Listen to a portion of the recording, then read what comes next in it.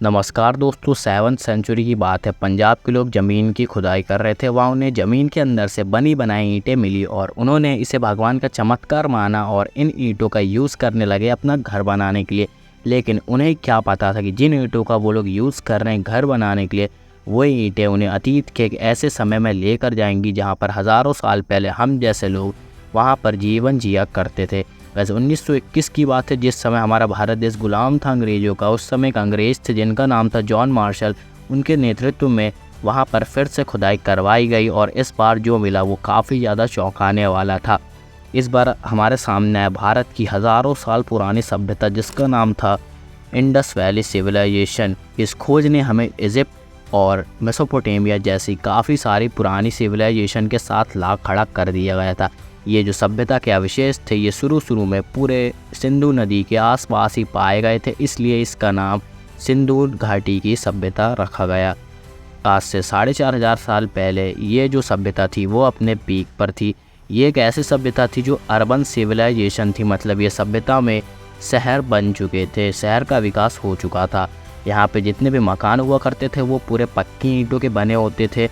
Can you imagine कि आज से 4000 साल पहले लोग पक्की ईंटों के मकान बनाकर रहते थे। वहाँ पर लोगों के घरों में बाथरूम तक हुआ करता था। अब आप सोच सकते हो 4500 साल पहले हमारा जो ये वाला सिविलाइजेशन था, इंडस वैली सिविलाइजेशन, ये कितना ज़्यादा डेवलप रहा होगा। घरों के आकार में भी काफ़ी ज़्यादा डिफरेंस रहता था। मेरा मतलब है कि जो बड़े बड़े घर हुआ करते थे वो अमीर लोगों के हुआ करते थे और जो छोटे घर रहते थे वो गरीब लोगों के हुआ करते थे। यहाँ पर नालियाँ बनी हुई थी क्योंकि ये जो खुदाई में निकाला गया है वहाँ पर यार साफ साफ देखा जा सकता है कि नालियाँ बनी हुई। तो इसका मतलब यहाँ पर जो लोग थे वो साफ़ सफाई के काफ़ी ज़्यादा शौकीन हुआ करते थे। इस सिविलाइजेशन के दो बड़े शहर थे, एक का नाम था हड़प्पा और दूसरे का नाम था मोहनजोदाड़ो। और गांव के जो जितने भी लोग थे वो लोग पशुपालन और खेती ही किया करते थे, लेकिन जो शहर के लोग थे वो लोग दूसरे देश में व्यापार तक किया करते थे। और इस समाज में कई तरह के लोग रहते थे, जैसे सोनार, लकड़ी का काम करने वाले, मिट्टी का बर्तन बनाने वाले, कारीगर, ईंटों का काम करने वाले और भी बहुत सारे।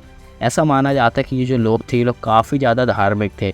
लेकिन इस खुदाई में एक भी टेम्पल के अवशेष नहीं मिले हैं, लेकिन इतिहासकारों का ऐसा मानना है कि जो लोग थे ये लोग अपने खेत की पूजा करते थे।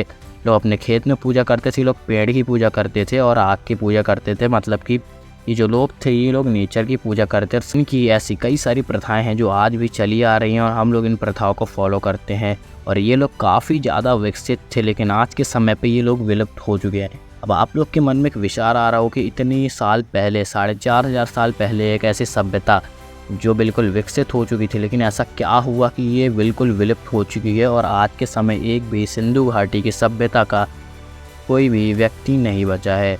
बस बचा है तो उसके अवशेष और इतिहास, जिसे पढ़कर आज हम बस यही समझने का प्रयास करते रहते हैं कि आखिर कैसे रहे होंगे वो लोग। इतिहासकारों का मानना है कि वो लोग काफ़ी ज़्यादा डेवलप थे, उनकी खुद की एक मतलब लैंग्वेज थी और वो लोग अपनी लैंग्वेज में बात करते थे। आप काफ़ी सारे यहाँ पे देख सकते हैं चीज़ें जिन्हें में उन्होंने अपनी अलग से एक लैंग्वेज में लिखा हुआ है और अभी तक यार इस लैंग्वेज का पता नहीं लगाया जा सका है। इसलिए हम कुछ नहीं कह सकते कि ये लोग किस टाइप की लैंग्वेज बोलते थे, ये लोग क्या करते थे और क्या नहीं। लेकिन यार इतिहासकारों के ऐसे दावे हैं कि इसके ख़त्म होने के क्या कारण हो सकते हैं। ये इतनी अच्छी सभ्यता, मतलब इतनी डेवलप सभ्यता थी, लेकिन ये एकदम से विलुप्त होने लगी। आज से 4000 साल पहले ये सभ्यता विलुप्त होना प्रारंभ हो चुकी थी।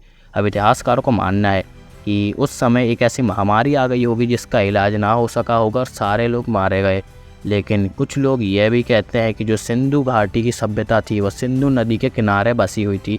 तो ऐसा हो सकता है कि उस समय सिंधु नदी में काफ़ी ज़्यादा बाढ़ आई हो और सारे लोग डूब गए हो। ऐसा हो सकता है क्योंकि जो हमारा सिंधु घाटी की सभ्यता थी वो ज़मीन के अंदर मिली हुई थी। तो ऐसा हो सकता है कि बाढ़ के पानी के कारण सभ्यता, जो जितने मकान थे, जो पूरा शहर था वो पानी में डूब गया हो और ऊपर से मिट्टी आ गई हो। समय के साथ साथ जब पानी सूखा लेकिन वो शहर पूरा मिट्टी में दब गया। फिर ऐसा हो सकता है कि उस समय अकाल पड़ चुका हो, मतलब सूर्य का तापमान काफ़ी ज़्यादा बढ़ गया हो और पूरे खेत जो है वो रेगिस्तान में तब्दील हो गए हो।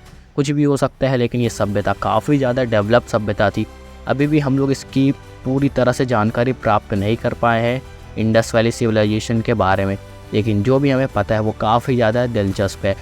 दोस्तों आई होप कि आप लोग को वीडियो अच्छी लगी होगी, तो प्लीज़ यार लाइक कर देना वीडियो का एंड चैनल को यार याद से सब्सक्राइब कर देना।